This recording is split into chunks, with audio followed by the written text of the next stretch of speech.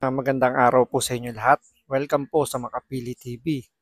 Marami po ang nagulantang sa ginawang desisyon ni VP Sara na pag-endorso kay Senator Amy Marcos. Kasi nung mga nakaraang speech niya, especially yung nasa Hong Kong sila bago arestuhin si Pangulong Duterte, nagbitaw ng salita si VP Sara na hindi siya mag-endorso ng kahit na sinong kandidato dahil nabudol na siya. Kumbaga, nadala na si VP Sara dun sa pag-endorso niya, lalong-lalo na kay Bongbong Marcos. So, sumoblay yung pagka-endorso niya at marami yung sinisisi yung naging desisyon niya.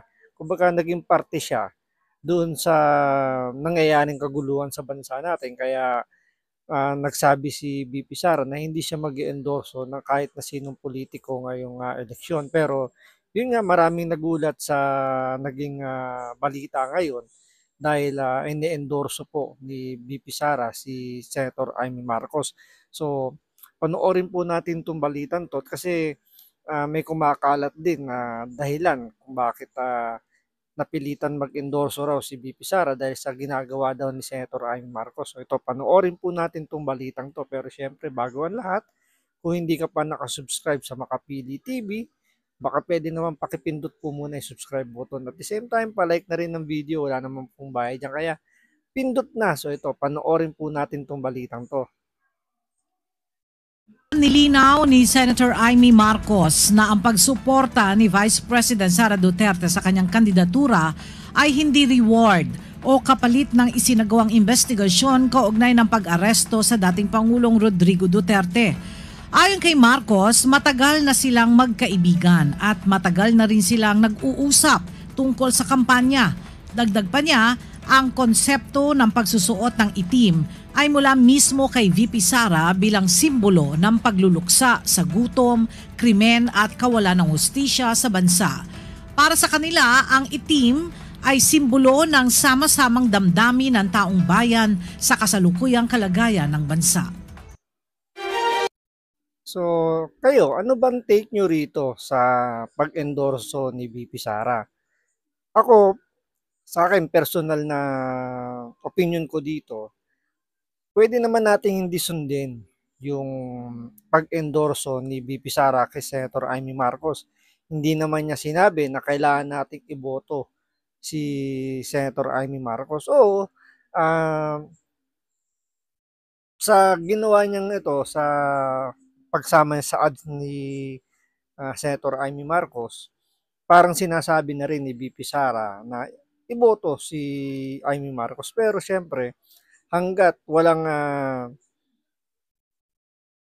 paliwanag, hanggat di nagbibigay ng paliwanag si si VP Sara sa ginawa niyang pag-endorso rito kay Senator Amy Marcos, malaya po tayong hindi sundin yung pag-endorso ni VP Sara.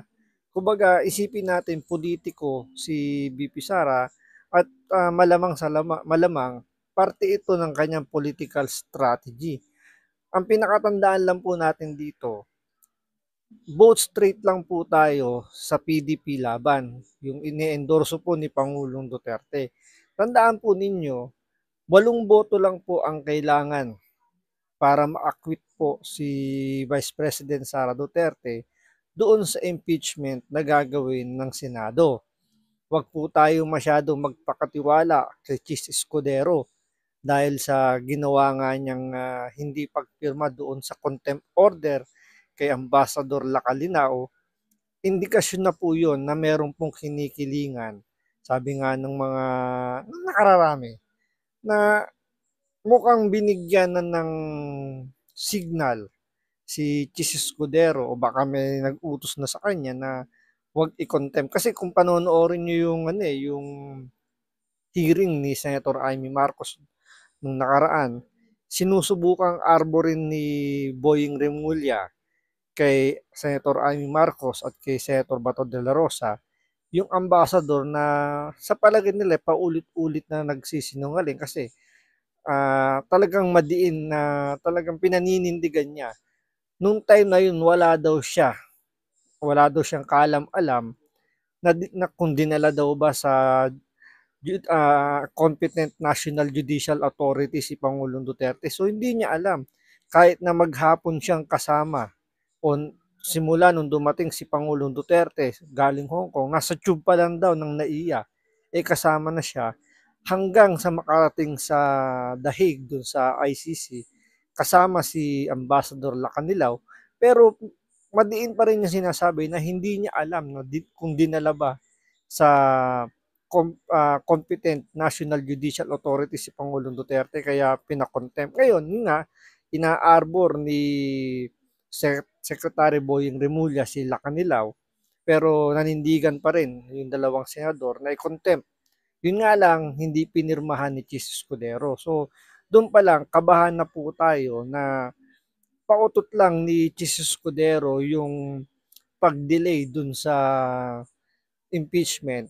Kasi, kung titingnan nga natin yung lineup ngayon ng yung 24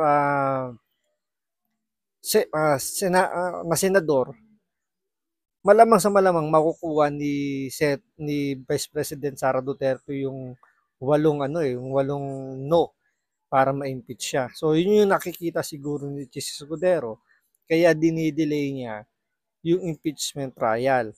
Siyempre iniisip niya kung sakasakali nga naman lumusot yung 12 senatorial bet ng Administrasyong Marcos, hindi na siya kailangang hindi na siya mahihirapan na mapa-impeach si Vice President Sara Duterte. Kumbaga, pwede na siyang magugas kamay para sabihin niyang hindi dumaan sa kanya o wala siyang kinalaman sa pagpapa-impeach. Kaya nakakatakot yung galawan ni Chis Escudero. Kaya nga, kailangan lang natin ipanalo yung 10 senador na inaano ni Pangulong Duterte, ni-endorso niya. Kailangan lang natin ipanalo yun. Ngayon, yung natitirang dalawa, bahala na kayo kung gusto niyo isama si Amy Marcos o hindi. Kasi ako, personally, hindi ko iboboto si Senator Amy Marcos. Mas iboboto ko na lang na humanap na lang ako ng ibang, sa palagay ko, nakakaano kay Senator Amy Marcos, mas deserve. Kumbaga kung tatanungin, pwede pa nga natin isingit si Willie Revillame compare dito kay Senator Amy Marcos. Pero yun opinion ko lang naman. Pero nasa inyo pa rin naman yun. At the same time, sabi ko nga kanina, wala pang binibigay na paliwanag si Vice President Sara Duterte kung bakit kailangan nating iboto si Amy Marcos. Pwede naman nating wag sundin eh. Kumbaga wala namang pilitan to. Nasa atin pa rin naman yan. Pero ang sinasabi ko lang po sa inyo, kailangan lang natin siguraduhin yung 10 ini-endorso ng PDP laban na yun lang kailangan natin ipanalo para sure win na pagdating sa 2028, si Vice President Sara Duterte ang mailagay natin presidente. 'Di ba? Yun na yung pinaka magandang gawin natin. Kasi nga pwedeng hindi na rin naman umabot ng 2028 maging presidente si Vice President Sara Duterte. Kasi kung halimbawa yung nangyari sa dahig ngayon sa ICC, once na ma-dismiss yung kaso ron, kasi may mga naririnig din tayo na posibleng ma-dismiss yung kaso due to technicality dahil nga illegal yung pagpapadala. Even yung ICC, nagulat sila na biglang binitbit si Pangulong Duterte doon. So, medyo nagiging, kumbaga nagkakaroon ng clash doon sa proseso ng pagpapadala kay Pangulong Duterte doon sa ICC. Kaya may hinala tayo na pwedeng hindi matapos ni Pangulong Bongbong Marcos yung kanyang termino kasi malay nyo, di ba, kung manalo yung 10 senatorial bet ng PDP laban, tapos doon sa Kongreso, matanggal yung mga kumag na congressman doon, yung lalong-lalo na yung mga young guns doon. Tapos biglang may mag-file ng impeachment laban kay Bongbong Marcos. So, pwedeng pwedeng mapasibak kagad siya, pwede siya kagad sipain sa pagiging presidente. Si Vice President Sara Duterte, yung papalit kasi yun naman talaga yung magiging kumbaga second in command na kagad si Vice President Sara Duterte. Kaya napaka-importante po ngayong darating na eleksyon na vote straight. Doon tayo sa Duterte. Sabi nga nila Duterte, kasama na po doon si Dr. Mata.